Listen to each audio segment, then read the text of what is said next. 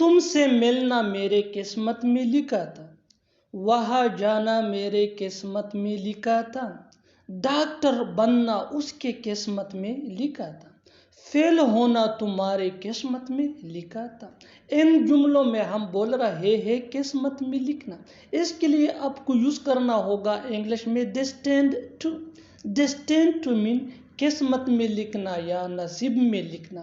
آئیے complete structure سمجھتے ہیں۔ Subject plus helping verb plus destined to plus V1 یعنی first form of verb plus other words. آگے detail سے سمجھاتا ہوں مثالوں سے۔ Let's see some example for better understanding.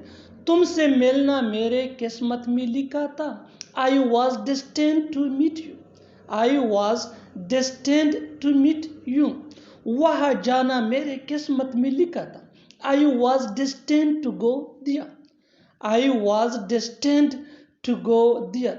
Doctor بننا اس کے قسمت میں لکھا تھا، He was destined to be a doctor۔ He was destined to be a doctor۔ فیل ہونا تمہارے قسمت میں لکھا تھا، You were destined to fail۔ You were destined to fail۔ اور آخر میں یہ سینٹنس آپ کے لیے کامن سیشن میں اس کا جواب ضرور دینا۔ یہاں آنا تمہارے قسمت میں لکھا تھا، یہاں آنا تمہارے قسمت میں لکھا تھا۔ Subscribe English peace for more advance English sentence structure. Thanks منگنا۔